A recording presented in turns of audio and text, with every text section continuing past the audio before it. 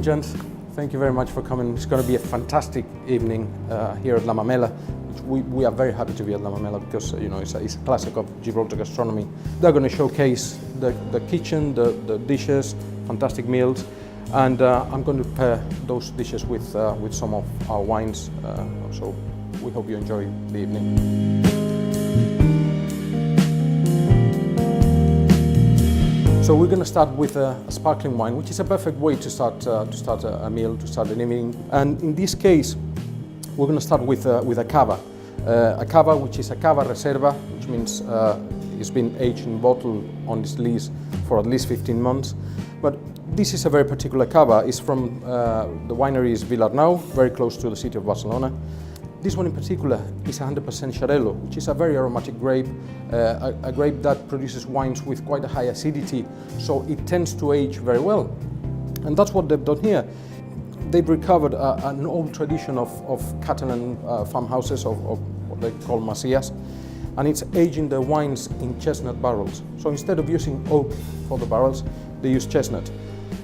So this is a cava that, apart from the 15 months of bottle aging, it's been aged, the base wine, previously in chestnut barrels.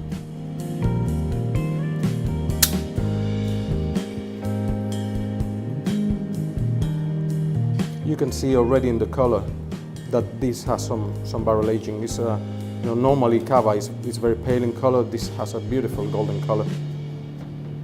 As you can see, very fine mousse. Right, thank you very much for coming. I hope you enjoy the evening. Yes.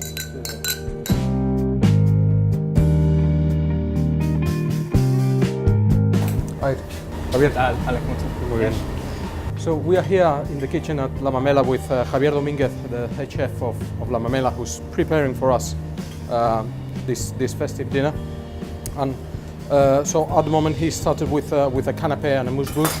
So it's fantastic because there's a base of chestnut puree, and this cava has been aged in chestnut barrels, and it's got that chestnut aroma, that chestnut flavor, almost like a nut flavor, and it would go fantastically well. Also, the saltiness of the Iberico ham will go very well with the acidity of the cava, so it should be a fantastic combination.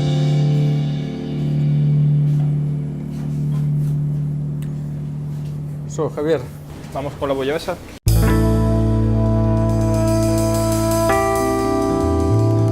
So that's very interesting because the bouillabaisse is a typical dish from the south of France, from the Côte de Provence, etc. And normally it's served with what is called a rouille, which is basically is a paste where the main flavor is garlic.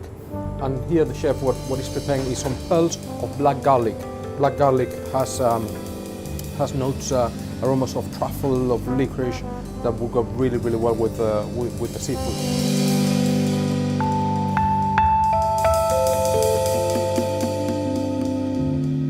This is Tío Pepe. So Tío Pepe is, as you know, a fino that ages in the system of soleras and criaderas, and the velo de flor, which is basically a yeast, a layer of yeast that forms on top of the wine and protects the wine from contact with the air, with the oxygen. But every year, the winemaker chooses just a few barrels. When he finds barrels that are exceptional in quality and they have aging potential, he puts those barrels aside and leaves them to age for longer. And this barrel of Tío Pepe was put aside 52 years ago. So this is a very, very old wine. It's got like a sweetness in the nose, but then it's very different on the palate because it's extremely dry. As you can see, it's not pale as a fino because in those 52 years what happens is that that layer of yeast consumes all the nutrients, all the sugars. Also, because of the evaporation, it concentrates the alcohol. So once the alcohol goes up, the nutrients disappear, the sugar disappear, that yeast starts to die, starts to disappear, and that layer of flour starts to dissipate. So there's contact with the oxygen, with the air, and the wine starts oxidating. That's why it's got that beautiful amber color.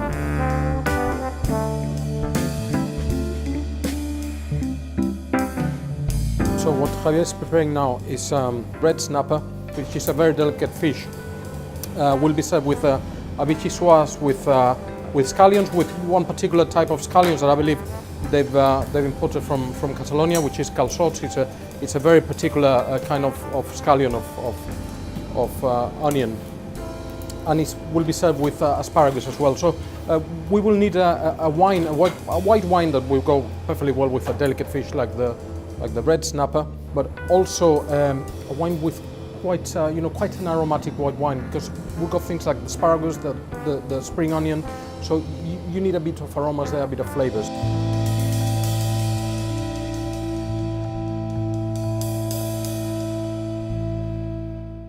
We are now moving to white wine, and this is wine from Italy, so from Puglia, the south of Italy.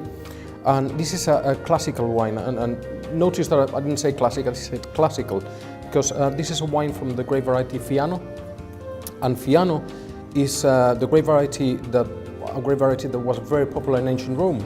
They used to produce one of the most popular wines back in the ancient Rome was a wine called Appianum, because it was from the grape variety Vitis Appia. They produce fantastic wines. As you will see, it's a wine that is very, very aromatic. It's dry, but it's very, very aromatic. You get a lot of flowers, even some touches of aromatic herbs. So it should be a lovely combination. So, cheers, James.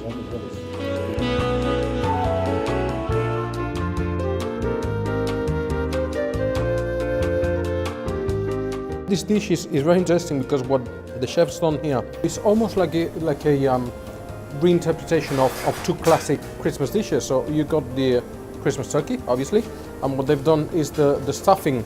They've done it. They've cooked thinly sliced the stuffing and cooked a low temperature for a long time, so it becomes dry.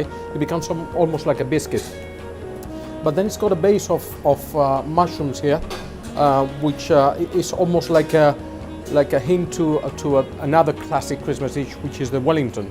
So it's almost like a reinterpretation of both classic Christmas dishes.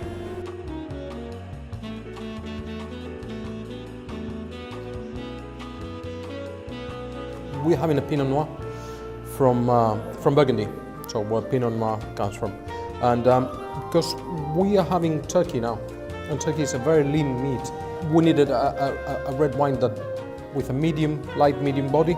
But the sauce, the reduction, it's a reduction of the juice of the turkey, plus some raisins, some berries. So it goes very well with the fruit of the Pinot Noir, the red berries. Tannins are very soft. Okay? So it's what you want with meat like turkey, because high tannins go very well with fatty meat, because the fat bonds with the tannins, but because it's a very lean meat, you want a wine that is low in tannins. So this is a single vineyard Pinot Noir from the main Jacques Prieur. So it's a monopole, a single vineyard, and you will see that the aromas is a classic Burgundy Pinot Noir.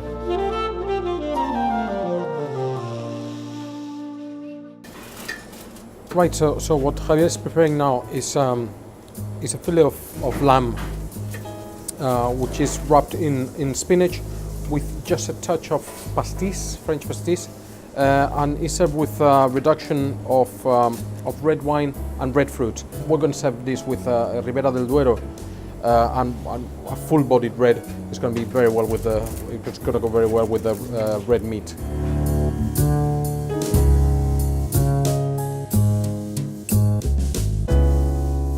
So this is a wine from a winery that we just started a few weeks ago. We are very lucky to represent them, Bodegas Arzuaga. In this case, we are with the Arzuaga Gran Reserva 2009, which it was chosen by Decanter magazine in the Decanter Worldwide Awards as the best Ribera del Duero. Okay? This same vintage, 2009. We're talking a wine that has 95% of Tempranillo, but it has also a very small percentage of albillo, okay, which is a grape variety, a white grape variety autochthonous from Ribera del Duero. So it's a wine that, although it's 2009, although it has 48 months in oak, is still really fresh. As you can see, it's a wine that has a lot of life ahead, but it's very drinkable already.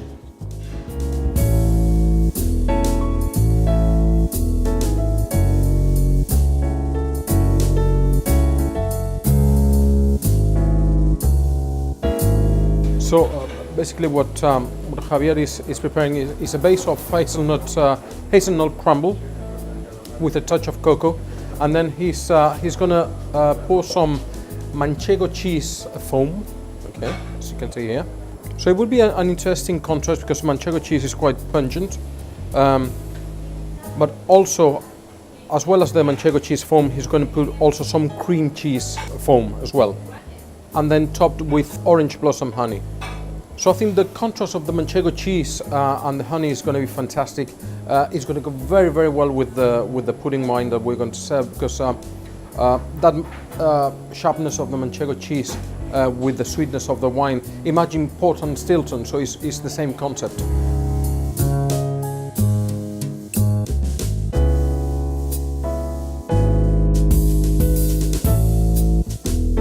So what we have in our glasses now is a Hungarian Tokaj.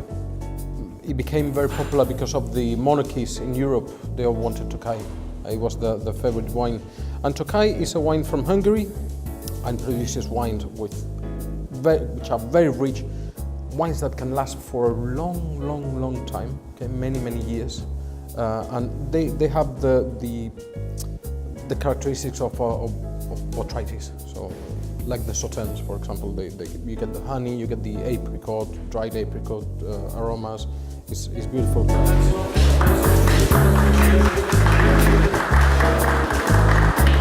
So, gents, thank you very much for coming. It's been a pleasure having you. A vosotros. Thank you. Javier, cheers.